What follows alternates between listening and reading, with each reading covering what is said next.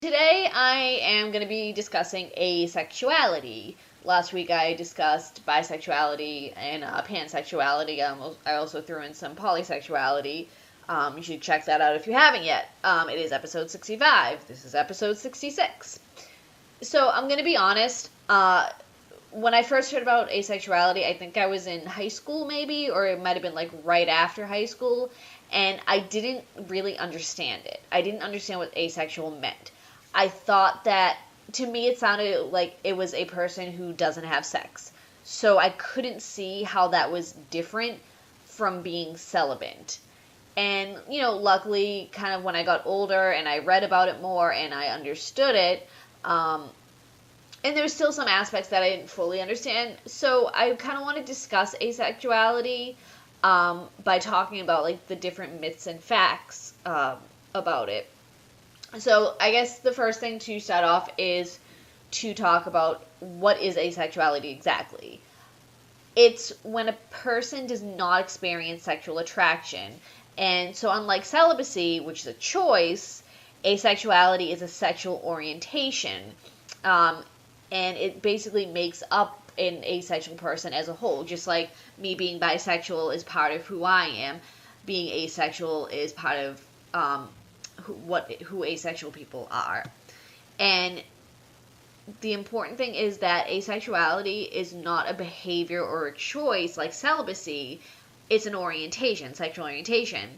And asexual people, just like heterosexual and homosexual people, are born that way, and it's not something that you can turn on or off. Like, I can't wake up one day and be like, you know what, I am tired of being attracted to women, so I think I'm going to stop that today.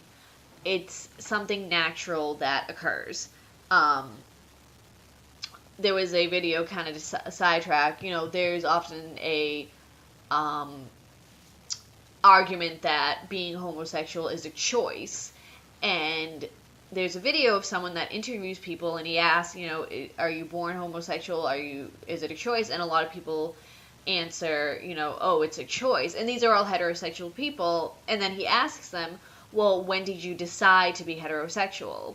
And that's the problem in our society, is that we assume that heterosexuality is the norm, that it's natural, and anything else that's not heterosexuality, we must choose to be that way. Like, we go through high school, like, oh, what do I want to be when I grow up? What sports do I want to play? Do I want to be homosexual or asexual or bisexual? It doesn't work that way.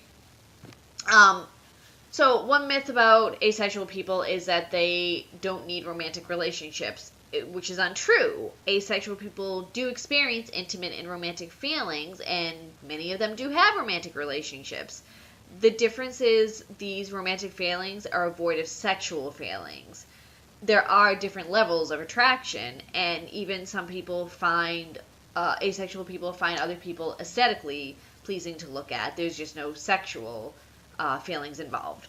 So, speaking of sex, there are asexual people who are not interested in sex at all. Some are disgusted by it, some are indifferent. However, it is important to remember that asexual people do experience sexual arousal. They just don't experience sexual attraction. Asexuality is not a hormone problem. It's not something that can be fixed with the pill. It's not erectile dysfunction. They have arousal. And to take care of it, some of them masturbate. However, there are asexual people who do have sex. And some do it as a negotiation with their partner to make them happy. Some enjoy the intimacy and romance of it. Asexual people can and do have sex, but not in the same way that non-asexual people do. So this kind of ties in, the next point I'm going to make kind of ties into what I was saying before. A lot of people will say, well, how do you know that you're asexual if you've never had sex before? So my question is, did you have sex before you knew you were straight, gay, bi, pansexual, whatever? Someone doesn't need to have sex to know who they are attracted to. Asexual people do experience romantic attraction, and since it's a sexual orientation, just like homosexuality and heterosexuality, asexual people are born that way, and like the rest of us, eventually figure it out on their own. Asexuality is not black and white. There are a lot of gray areas. So this following quote comes from asexuality.org, and like always, I'm going to post the link for you guys on the website. And it states, asexuality and sexuality are not necessarily black and white. There is a spectrum of sexuality with sexual and asexual as the endpoints and a gray area in between. Many people identify in this gray area under the identity of gray asexual or gray A.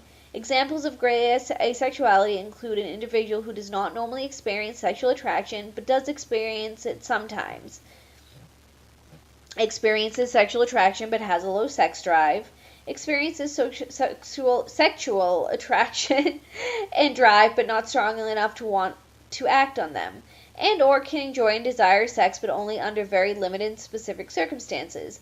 Even more, many gray asexuals still identify as asexual because they may find it easier to explain, especially if the few instances in which they felt sexual attraction were brief and fleeting. Furthermore, an asexual person can want or choose to engage in sex for several reasons. Some asexual people in relationships might choose or even want to have sex with their partner as a way of showing affection, and they might even enjoy it. Others may want to have sex in order to have children or to satisfy a curiosity or for other reasons.